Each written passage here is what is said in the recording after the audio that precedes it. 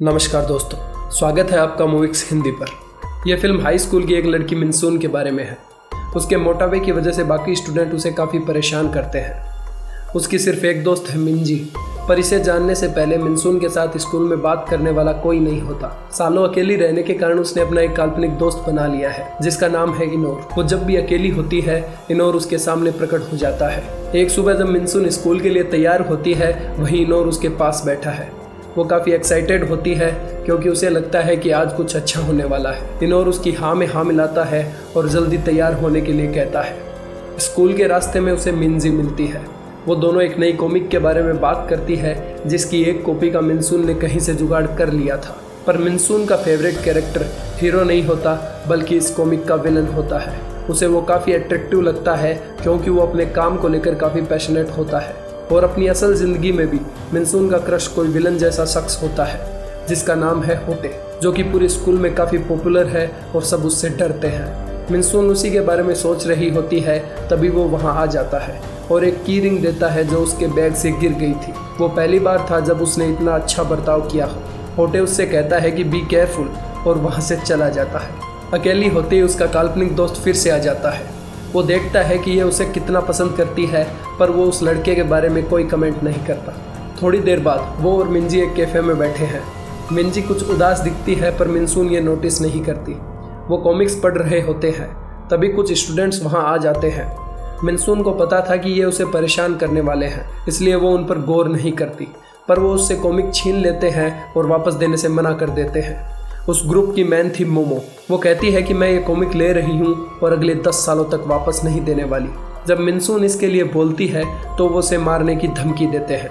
उनके बीच बहस बढ़ने लगती है। तभी वहाँ होटे आ जाता है। उसके पिता एक बिजनेसमैन है और पूरी स्कूल उससे डरती है। होटे उनमें से एक लड़के को मारता है और उन्हें वहाँ से भगा देता है। साथ ही वो मिनसून को अपने नंबर देता है और कहता है कि अगर वो फिर से परेशान करे तो मुझे कॉल कर देना। स्कूल के बाद मिनसून होटे को सोशल मीडिया पर स्टॉक करती है। आज की बात सुनकर इनोर को लगता है कि होटे को भी मिनसून के लिए फीलिंग्स है। जब वो उसके बारे में बात करते हैं तभी उसका फ़ोन आता है। वो मिनसून को मिलने के लिए बुलाता है। बाहर आते ही होटे कहता है कि मैं तुम्हें पसंद करता हूँ और तुम्हें डेट पर ले जाना चाहता हूँ। मिनसून को यकीन नहीं होता क्योंकि वो आज तक किसी के साथ डेट पर नहीं गई थी।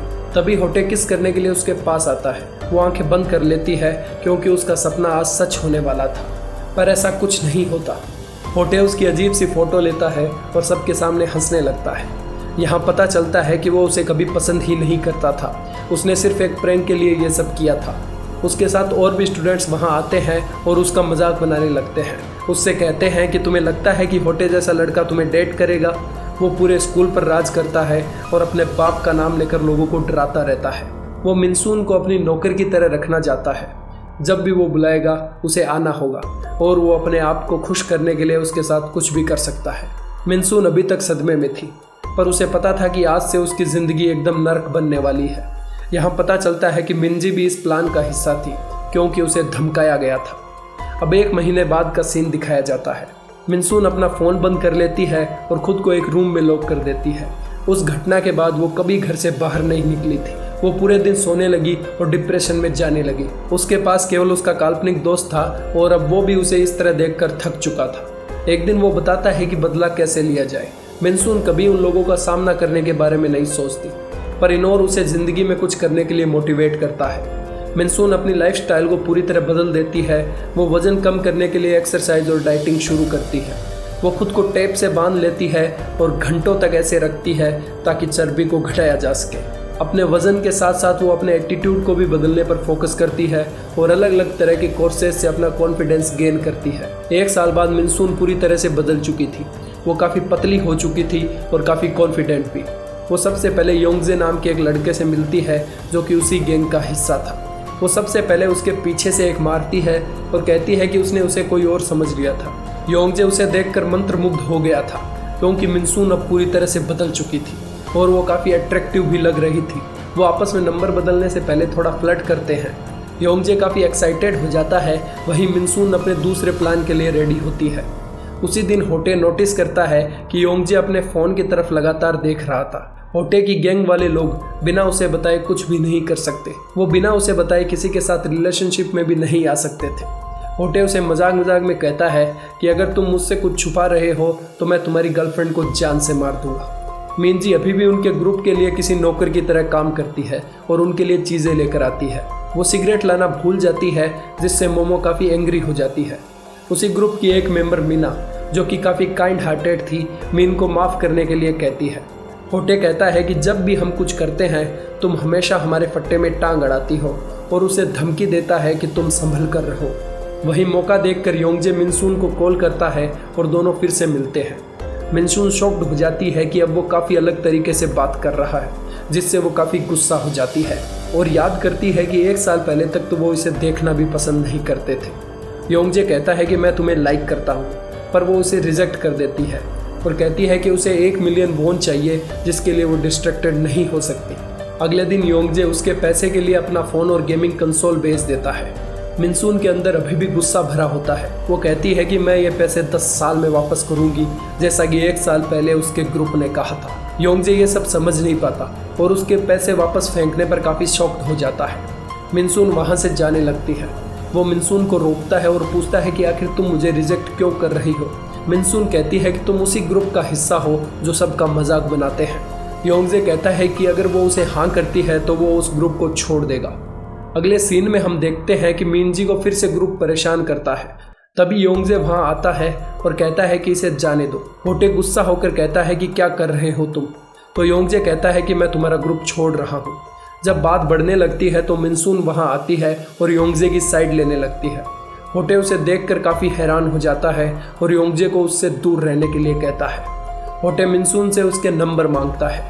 मोमो इस चीज़ से खुश नहीं होती क्योंकि वो होटे से प्यार करती थी और पिछले 1 महीने से वो दोनों रिलेशनशिप में थे।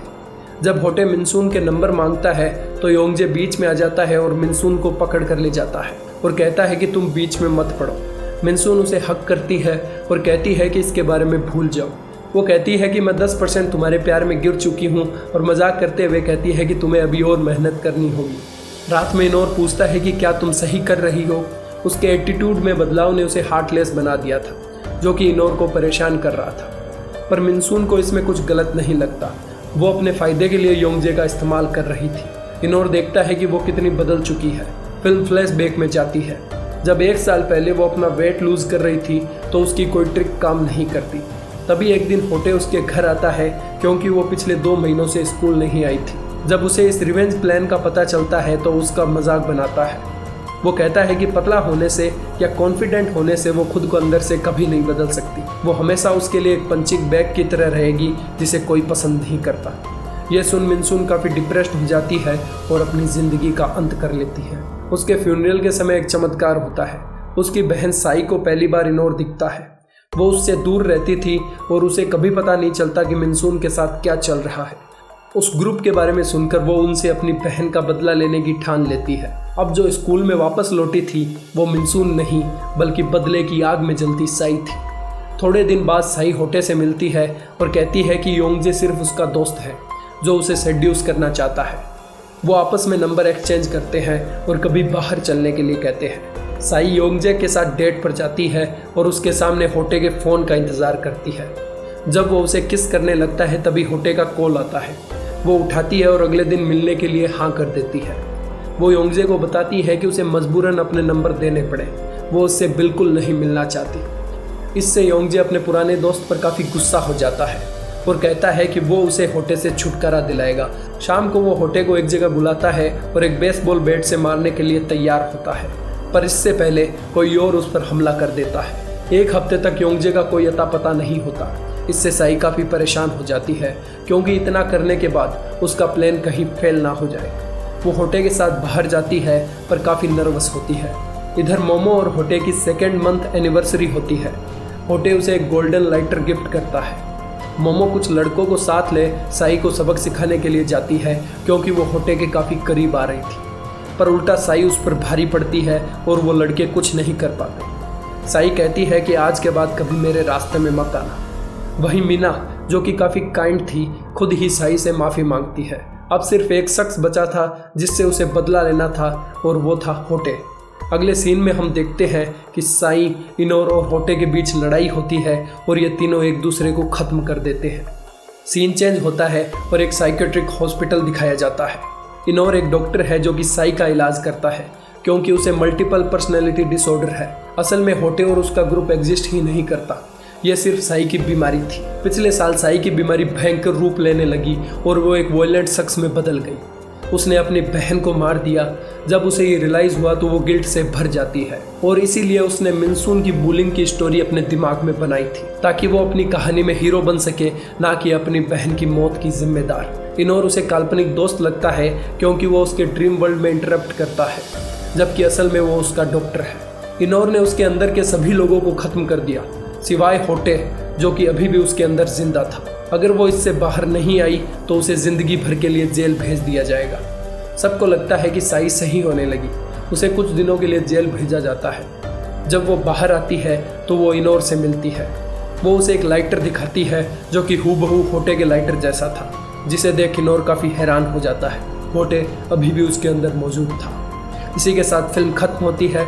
अगर आपको हमारी एक्सप्लेनेशन पसंद आई हो तो सब्सक्राइब करें हमारे चैनल मूविक्स हिंदी को। धन्यवाद।